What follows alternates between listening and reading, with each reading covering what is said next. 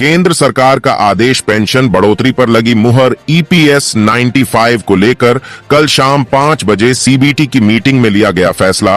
Commander Ashok Rawat का बड़ा बयान जारी, अब पेंशन मिलेगी 1000 से बढ़कर 9000। यह फैसला कल शाम 5 बजे सीबीटी की मीटिंग में लिया। कमांडर अशोक जी रावत ने कहा कि इस फैसले से मैं बहुत खुश हूं। सरकार से हम लगातार गुजारिश कर रहे थे।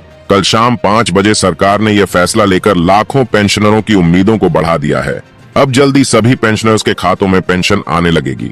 न्यूनतम पेंशन बढ़ाकर 9000 किया गया। नमस्कार, जय हिंद, वंदे मातरम। आज की तमाम पेंशन को लेकर 5 मुख्य बड़ी खबरों को जानते हैं सिर्फ 5 मिनट में। साथ ही सुप्रीम कोर्ट से 4 बड़ी नई घोषणाओं के बारे में भी बताने वाले हैं, जिसका सीधा असर आपकी ईपीएस पेंशन पर पड़ेगा। यह बदलाव डीए से लेकर महंगाई भत्ते के साथ पेंशन भुगतान तक होने जा रहा है।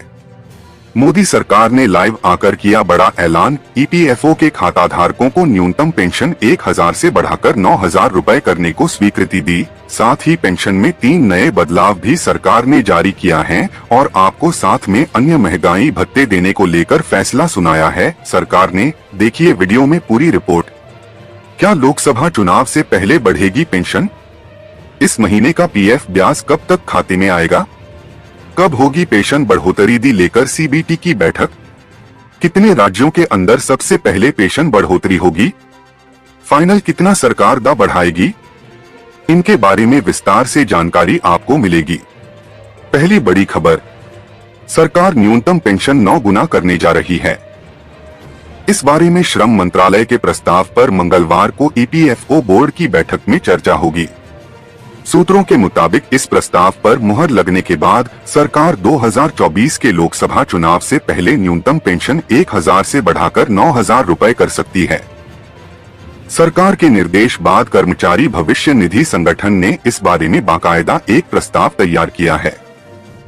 इस प्रस्ताव में पेंशन बढ़ोतरी से कितने लोगों को फायदा होगा और सरकारी खजाने पर कितना बोझ पड़ेगा, इसके ताजा आंकड़े भी मुहैया कराए गए हैं। ईपीएफओ की तरफ से दिए गए आंकड़ों के मुताबिक अगर सरकार न्यूनतम पेंशन बढ़ाने का फैसला लेती है तो ईपीएफओ पर करीब 3000 करोड़ रुपए का अतिरिक्त बोझ पड़ेगा। अधिकारियों की माने तो रिटायरमेंट फंड बॉडी के पास इतना अतिरिक्त पैसा है कि न्यूनतम पेंशन डबल करने का बोझ उठाया जा सके। पेंशन की रकम दोगुना करने के पीछे सरकार का मकसद पेंशन धारकों की सामाजिक सुरक्षा के दायरे को मजबूत करना।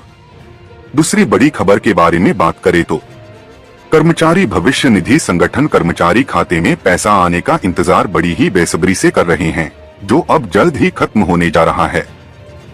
माना जा रहा है कि सरकार सितंबर के आखिरी सप्ताह तक ब्याज का पैसा खाते में डाल सकती है। दूसरी तरफ सरकार ने आधिकारिक तौर पर ईपीएफओ ब्याज का पैसा डालने का ऐलान नहीं किया है, लेकिन मीडिया की खबरों में जल्द का दावा किया जा रहा है। कर्मचारी भविष्य निधि संगठन के कर्मचारी खाते में पैसा आने का इंतजार बड़ी ही बेसब्री से कर रहे हैं, जो अब जल्द ही खत्म होने जा रहा है। माना जा रहा है कि सरकार सितंबर के आखिरी सप्ताह तक ब्याज का पैसा खाते में डाल सकती है। दूसरी तरफ सरकार ने आधिकारिक तौर पर ईपीएफओ ब्याज का पैसा डालने का ऐलान नहीं किया है। ब्याज की कैलकुलेशन काफी सिंपल, अगर आपके कर्मचारी भविष्य निधि संगठन खाते में 10 लाख रुपए हैं तो ब्याज के रूप में 81,000 रुपए मिलेंगे, और अगर आपके ईपीएफओ खाते में 7 लाख रुपए हैं तो ब्याज के रूप में 56,700 रुपए मिलेंगे। अगर आपके पीएफ खाते में 5 लाख रुपए हैं तो ब्याज के 40,500 रुपए आएंगे। आपके खाते में 1 लाख रुपए हैं तो 8,100 रुपए आएंगे। तीसरी बड़ी खबर के बारे में बात करें तो संसद की स्टैंडिंग कमेटी ने भी इस पर अपनी सिफारिशें दी हैं। अब चर्चा हो रही है कि ईपीएफओ की अगली सीबीटी की बैठक में इस पर कोई निष्कर्ष निकाला जा सकता है। कर्मचारी पेंशन योजना के संबंध में ईपीएफओ ने को होने वाली central board of trustees CBT की बैठक के लिए सर्कुलर जारी किया है। ईपीएफओ बोर्ड में शामिल होने वाले कर्मचारियों को भी एजेंडा बताया गया है। हालांकि एजेंडा क्या होगा, इसे सार्वजनिक नहीं किया गया है। उम्मीद की जा रही है कि लंबे समय से चल रही कर्मचारी पेंशन योजना में मिलने वाली न्यूनतम ईपीएस पेंशन पर फैसला हो सकता है। क्या बढ़ने वाली है कर्मचारी पेंशन योजना में न्यूनतम पेंशन? क्या इसे 1000 रुपए से बढ़ाकर 9000 रुपए किया जा सकता है? यह है ईपीएस पेंशनरों की मांग। इसकी चर्चा भी काफी दिनों से चल रही है। मामला सुप्रीम कोर्ट में है, लेकिन फैसला स्वायत्त निकाय यानी ईपीएफओ को ही लेना है। उम्मीद है कर्मचारी पेंशन योजना में बढ़ोतरी संभव है। न्यूनतम पेंशन 9,000 रुपए होगी। न्यूनतम पेंशन को 1,000 रुपए से बढ़ाने की मांग की जा रही है। 16 सितंबर को श्रम मंत्री भूपेंद्र यादव की अध्यक्षता में इस पर चर्चा हो सकती है। चौथी बड़ी खबर के बारे में बात करें तो ईपीएस 95 पेंशन को लेकर इस वक्त की बड़ी अपडेट निकाल कर सामने आ रही है। जी हां, पेंशन धारकों, आपको बताना चाहेंगे 18 राज्यों के अंदर पेंशन बढ़ोतरी होगी।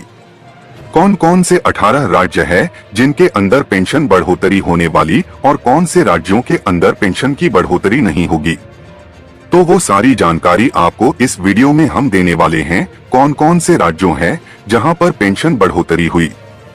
सबसे पहले हम आपको बता दें कि 28 राज्य हैं, उनमें से 18 राज्यों के अंदर सबसे पहले पेंशन बढ़ोतरी की जाएगी। उसके बाद है जो कि बाकी 10 राज्य हैं, उनके अंदर दूसरे चरण पेंशन बढ़ोतरी की जाएगी।